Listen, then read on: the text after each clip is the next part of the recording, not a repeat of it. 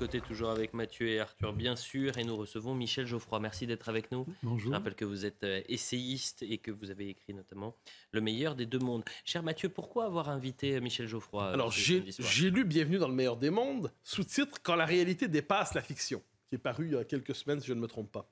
Et le premier réflexe qu'on a lorsqu'on pense au roman d'anticipation, à la science-fiction, on se dit, mais c'est très éloigné de la réalité. C'est un domaine pour s'évader mentalement, pour quitter notre monde. Or, à la lecture de ce livre, ce qui est tout à fait étonnant, c'est que finalement, la science-fiction et les romans d'anticipation sont peut-être une des littératures les plus politiques qui soient, qui permettent d'anticiper vraiment notre monde. Et la science-fiction d'hier est quelquefois la réalité des temps présents. Michel Geoffroy, bonsoir. Bonsoir. Alors, question première, justement, je vous la soumets sur le mode de l'interrogation qui me traverse l'esprit. Est-ce que, normalement, la science-fiction, les romans d'anticipation, c'est pas le domaine, justement, une manière de fuir le réel? Or, à vous lire, finalement, c'est une manière d'anticiper sur les tendances lourdes du monde qui vient, du monde qui sera. Je pourrais vous citer ce que déclarait Ray Bradbury en 1999. Il disait « La science-fiction, c'est la description de la réalité ». Donc, c'est une affirmation un peu provocante. Alors, pour répondre à votre question, moi, j'ai deux éléments de réponse. D'abord, je pense qu'aujourd'hui, dans notre société, la frontière entre la fiction et la réalité s'estompe dans certains domaines, en particulier parce que notre perception de la réalité, elle est médiatisée par les idéologies, et puis en particulier médiatisée par la machine médiatique qui crée en fait une sorte de nouvelle réalité. Et puis deuxièmement, pourquoi j'ai fait ce petit essai? Parce que je me suis rendu compte que des grands auteurs de science-fiction, parce qu'effectivement la science-fiction c'est un genre qui est considéré comme mineur, qui a toujours été considéré comme mineur, même si on peut s'apercevoir qu'au plan cinématographique, vous avez de grands metteurs en scène américains qui ont fait des films de fiction, ce qui montre que ce n'était pas complètement mineur dans leur esprit, mais peu importe. Qu'est-ce qu'on peut constater aujourd'hui? C'est qu'effectivement, notre réalité est en train de rejoindre le futur qu'un certain nombre de gens ont prévu dans notre passé. C'est un peu compliqué, mais ça veut dire que nous avons un éclairage. Le passé n'est pas stable, c'est-à-dire que nous le modifions par notre vision de l'histoire, notre vision du présent. On pourrait prendre un exemple très simple. Quand Wells écrit son roman La guerre des mondes. H.G. Wells. Voilà, Herbert George Wells, qui écrit son roman La guerre des mondes. Donc il parle de l'invasion de la Terre par les Martiens, donc c'est évidemment très, très lointain de la réalité, puisqu'on sait aujourd'hui que les Martiens n'existent pas, a priori. Mais quand on lit... Alors il publie son livre en 1898, de mémoire. Quand on lit ce livre en 1920, après la guerre de 14, ou en 1950, après la Deuxième Guerre mondiale, on se rend compte que Wells, en réalité, dans ce roman, a prévu les horreurs de la guerre moderne technologique. Et il y a des passages de ce roman qui sont troublants pour la génération de mes parents ou de mes grands-parents, puisqu'il décrit finalement l'exode de 40, d'une certaine façon, comment on fuit devant une guerre terrifiante. Donc ça veut dire que notre regard permet de comprendre qu'aujourd'hui, avec le recul historique que nous avons, nous pouvons nous apercevoir qu'un certain nombre d'auteurs ont finalement prévu une partie de notre présent. Je pourrais évoquer l'actualité. Quand Philippe Cadic fait un livre qui s'appelle « Le rapport minoritaire » en 1956, où il décrit un univers où une police du pré-crime arrête les gens avant même qu'ils fassent un crime. Et donc, ça veut dire que les prisons sont pleines de gens innocents, par définition, puisqu'ils n'ont pas fait leur crime. Ça paraît une fiction folle. Mais aujourd'hui, on voit bien, si je fais référence à ce qui s'est passé il y a quelque temps, qu'on est capable aujourd'hui d'arrêter, d'interdire un colloque au prétexte des propos pourraient être tenus. Donc, nous sommes bien déjà dans le monde du pré-crime. Donc, on voit bien que notre réalité est en train de rattraper certaines des dystopies, comme on dit, donc des prévisions un peu catastrophiques de notre univers. Et c'est ça qui m'a beaucoup frappé. Pour terminer, pour cette réponse, je dirais, j'ai aussi eu l'idée de faire cet essai en entendant quelqu'un qui me disait « Oh, j'ai lu George Orwell dans ma jeunesse. Bon, c'était bien, mais bon. » finalement, je l'ai relu aujourd'hui et je me dis, mais Orwell, il a prévu beaucoup de choses de notre monde. Hein. Donc c'est pour ça que ça m'a paru intéressant d'aller voir ce qu'ont pu décrire un certain nombre de grands auteurs célèbres. Alors, c'est un tout petit essai que j'ai fait sans prétention. Ce n'est pas une anthologie de la science-fiction. Je n'ai pas voulu trop insister sur les auteurs actuels parce que je pense que leur témoignage est moins intéressant puisqu'ils connaissent notre monde. Alors, il y a la science-fiction d'un côté, on y reviendra, mais il y a deux auteurs, normalement, auxquels on fait référence quand on dit « ils ont tout vu ». Il y a d'un côté Orwell, vous l'avez dit, et de l'autre côté, il y a Aldous Huxley. Oui. Alors, de quelle manière, donc 1984 est le meilleur des mondes, de quelle manière ces deux auteurs ont-ils vu ou n'ont-ils pas vu ce qui nous frappe aujourd'hui? Voilà. Alors, personnellement, je considère qu'il n'y a pas d'auteur qui ait vraiment vu l'intégralité du monde dans lequel nous sommes. C'est plutôt une sorte de puzzle où il y a des gens qui ont vu. Alors, il y a, à mon avis, une différence essentielle entre Orwell et Aldous Huxley. D'abord temporelle, puisque Aldous Huxley écrit en 1932, alors qu'Orwell écrit en 1948. Mais bon, le monde d'Orwell, c'est un monde, je dirais, soviétoïde. C'est-à-dire qu'il prévoit une tyrannie qui est quand même très largement inspirée du modèle soviétique. C'est pas neutre, puisque Orwell lui-même est un socialiste plutôt de nature libertaire. Il est très hostile au communisme, de toute façon, puisqu'il a écrit notamment La ferme des animaux, un conte philosophique, mais très anticommuniste. Et donc, lui, il a prévu un monde une sorte d'extension du système soviétique sur la base du contrôle policier, de l'espionnage des gens, un monde de pauvreté aussi, puisque le héros a beaucoup de mal à trouver mais il voit les choses aussi comme la novlangue, il voit les choses comme le télécran. Voilà. Alors, par contre, effectivement, il a prévu des choses extraordinaires. Par exemple, la télévision partout, la télévision qu'on ne peut pas éteindre. Je rappelle qu'il écrit 1947, 1948. En 1947-48, la télévision est quand même assez peu répandue. Hein.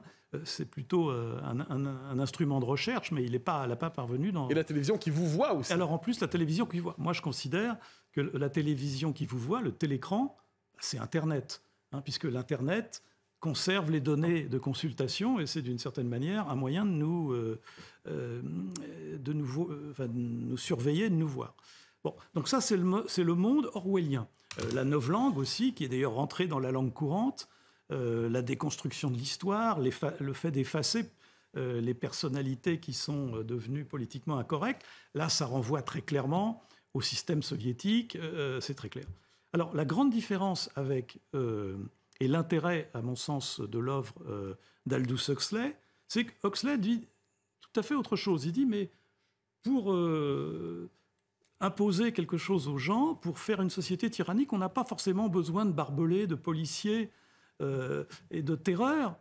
On peut arriver à maîtriser les gens par la suggestion, par la propagande, par la médecine, par la drogue. Hein, dans son roman, on est obligé quasiment de prendre de la drogue, une boisson pour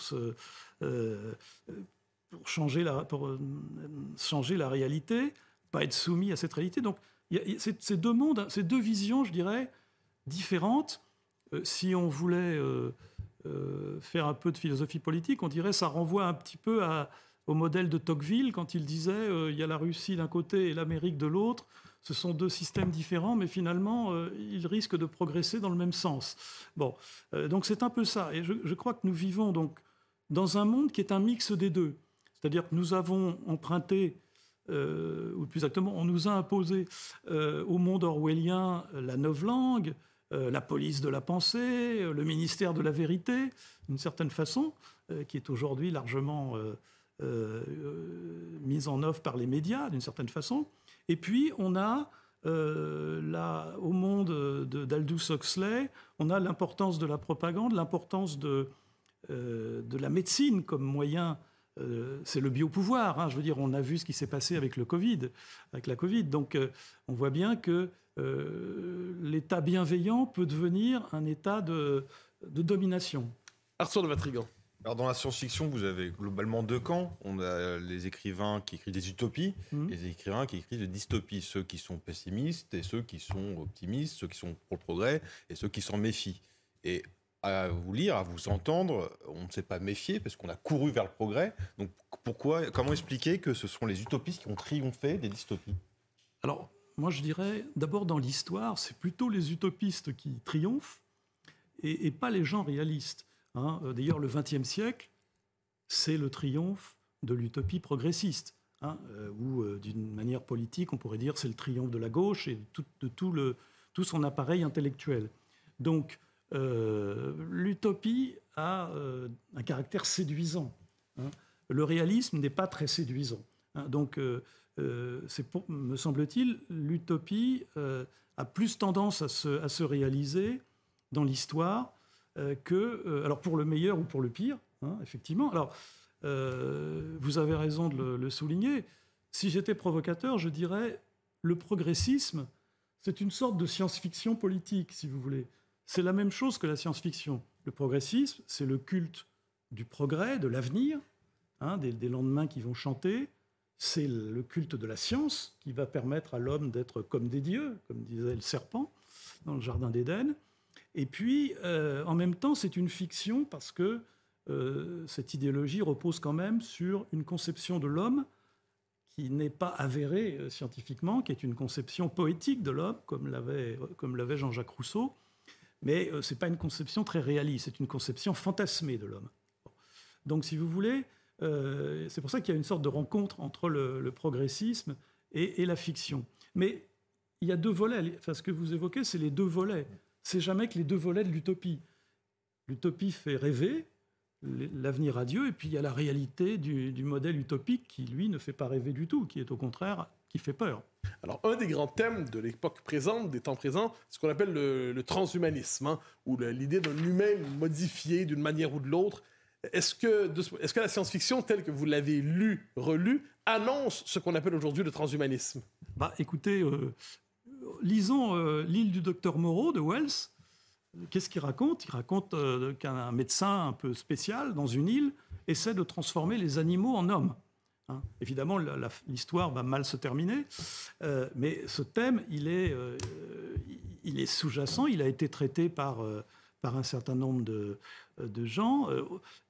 On a beaucoup parlé des livres, il ne faut pas oublier les films. Oui, beaucoup de films sur la thématique, notamment du clonage, hein, qui existe. Hein, pensons au film À l'aube du sixième jour, par exemple, qui montre bien ce sujet. C'est un thème qui a été abordé dans la fiction des années 60 aussi, où partant de l'idée que les oligarques bénéficieraient de progrès de la médecine, d'un certain surhumanisme, de l'homme augmenté pendant que le reste de la population... Traduisons méchamment, les hommes de la Silicon Valley profiteront du monde qui vient, alors que le commun des mortels sera traité comme une technologie désuète. Et oui, je pense à un petit livre de Peter Randa qui s'appelle Les éphémères et qui raconte une société très duale où précisément les éphémères, c'est tous les gens, c'est tout le bas peuple, pendant que l'élite, elle, a une vie très longue parce qu'elle a accès à de la médecine très particulière auxquelles les autres n'ont pas accès. Donc ce thème, il a été traité à la fois du point de vue, je dirais, de la folie de certains scientifiques, c'est toujours le même thème, la science sans conscience est la ruine de l'âme, hein, comme on dit, donc, et puis en même temps sur le thème de la société duale. Une petite oligarchie va se concocter un monde agréable, hein, pendant que le reste de l'humanité est condamné.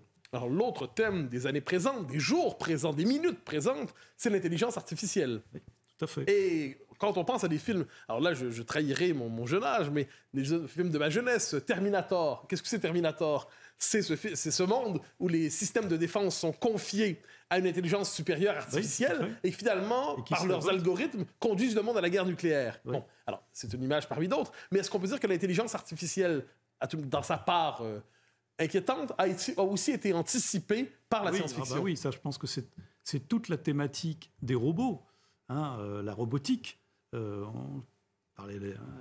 Isaac Asimov a écrit de très nombreux romans.